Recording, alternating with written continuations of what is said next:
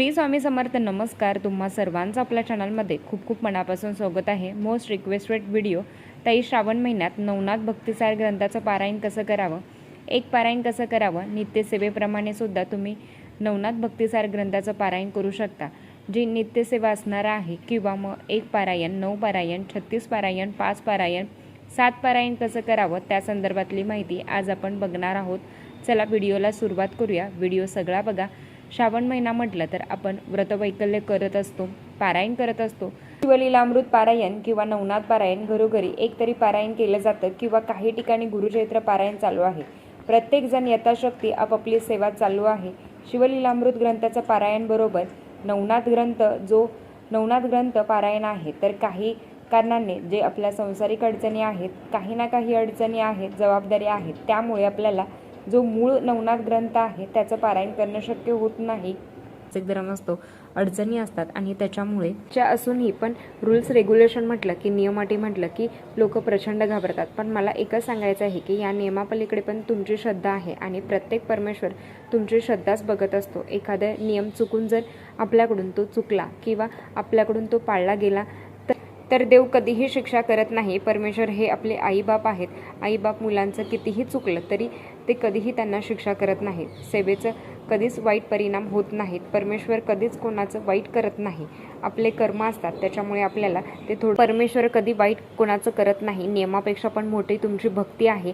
तुम्ही किती श्रद्धेने अंतःकरणाने पारायण करत असता, परमेश्वरची सेवा करत असतात, ते जास्त महत्त्वाचं असतं. आता नवनाथ भक्तिसार ग्रंथ, जसं मी तुम्हाला सांगितलं की नवनाथ कथासार जो ग्रंथ आहे तर तो थोडासा अवघड आहे किंवा तो थोडासा मोठा आहे, तर आपल्याला ते पठण करणं शक्य होत नाही. म्हणून परमपूज्य गुरुमाऊलींनी श्री नवनाथ भक्तिसार हा ग्रंथ आपल्या सगळ्या स्वामी भक्तांसाठी काढलेला आहे, जो तुम्ही अगदी छान पद्धतीने घरात नवनाथ भक्तिसार ग्रंथाचं पारायण करू शकता. होय, आणि हे फक्त 900 श्लोकी नवनाथ भक्तिसार ग्रंथ आहे. अवघे 9 अध्याय आहेत. तर हे फक्त 9 अध्याय आहेत. प्रत्येक अध्याय हा 100 ओळीचा आहे, म्हणून 900 ओळीचं हे पारायण आहे. आता जेव्हा आपल्याला पाठ करायचा असतो, पाठ म्हणजे काय तर 1 ते 9 अध्याय पठण केल्यावर एक पाठ होतो. ज्या पद्धतीने स्वामीचित्र सारामृत, समजा स्वामीचित्र सारामृताचे पारायण करायचं आहे, 108 पारायण जेव्हा आपण 1 ते 21 अध्याय पठण करतो तर तेव्हा आपलं एक पारायण होतं.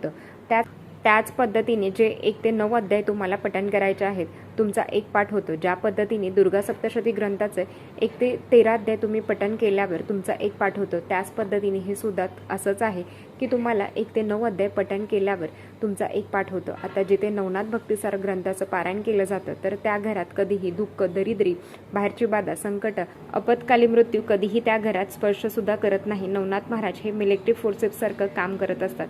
आपल्या आयुष्यामध्ये जे काही नित्यसेवा होय, तुम्ही माहिती आहे का तुम्हाला की तुम्ही नवनाथ भक्तिसार ग्रंथाचं पारायण नित्यसेवा म्हणून सुद्धा करू शकता. तर ती कशी करायची ते आपण बघणार आहोत.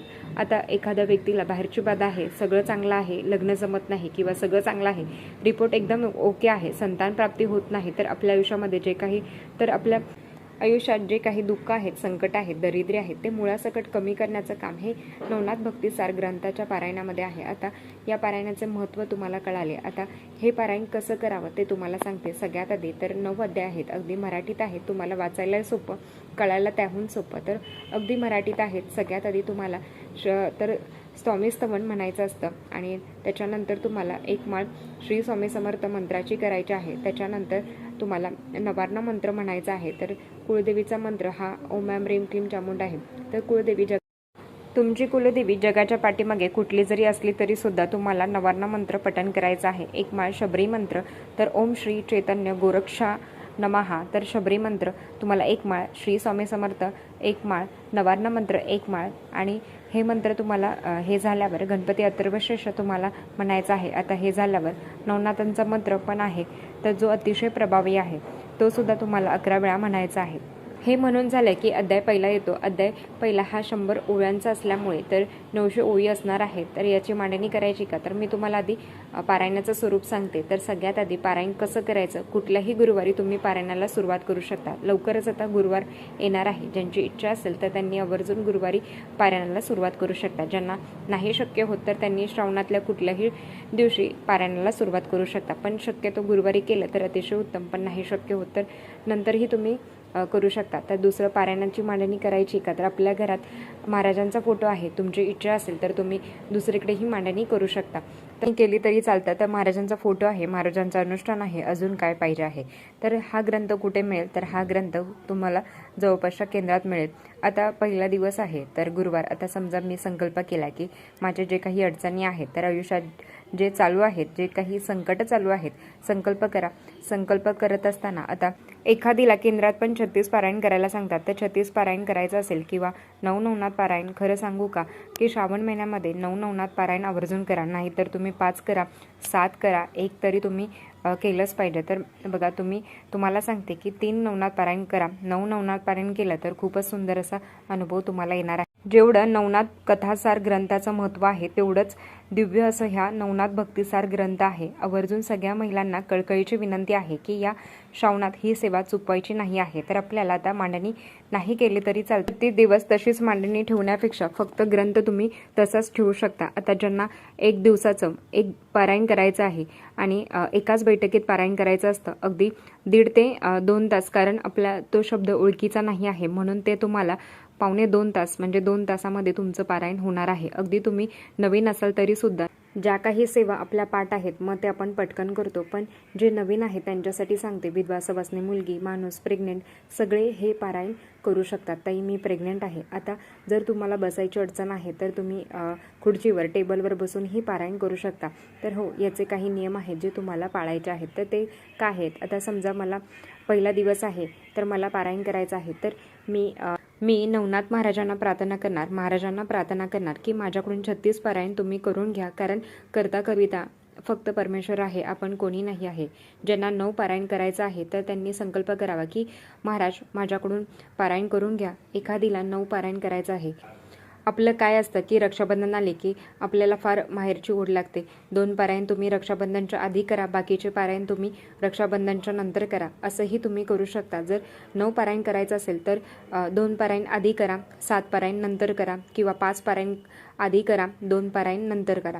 थोडक्यात काय की आपल्याला अखंड हा शब्द नाही वापरायचा आहे. अखंड मी नवनाथ पारायण करेल नाही. यथाकालीन म्हणजे काय की एक दिवस मी पारायण केलं तर दुसऱ्या दिवशी मी गॅप घेतला तरी चालेल, मी तिसऱ्या दिवशी पारायण सुरुवात करू शकते, 4 दिवस गॅप घेतला तरी चालेल, 5व्या दिवशी मी पारायणाला सुरुवात करू शकते.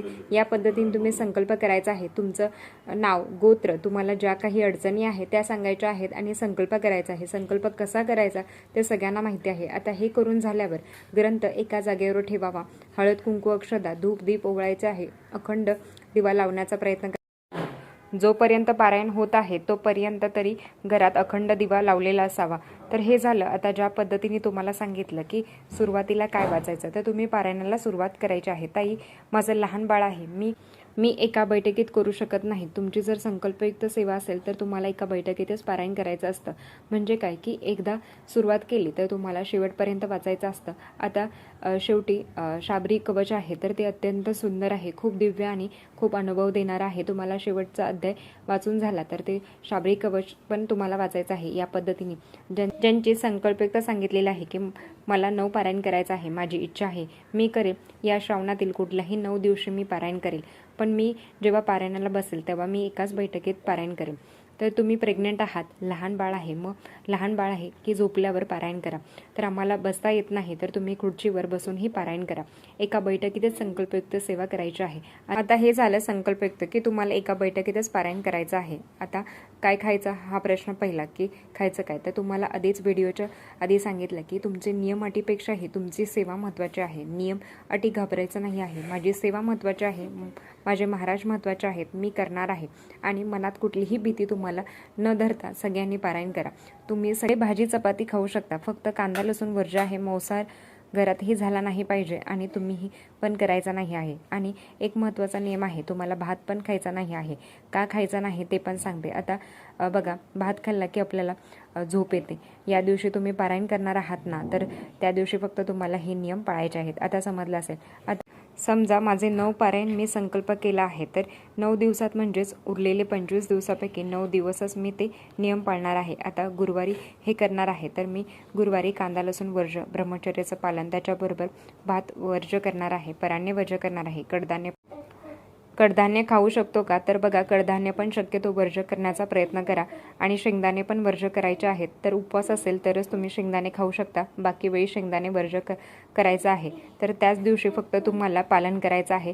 आणि बघा, चटईवर किंवा खाली ब्लँकेटवर ज्या पद्धतीने गुरुचरित्र पारायण करत असतो आपण, त्याच पद्धतीने तुम्हाला ब्लँकेटवर तुम्हाला झोपायचं आहे. तर या पद्धतीने तुम्ही 9 पारायण 36 पारायण करून, तुम्हाला माहिती आहे का, जेव्हा तुमच्याकडून 36 पारायण होतं ना, तर असाध्य गोष्टीसुद्धा साध्य होतात.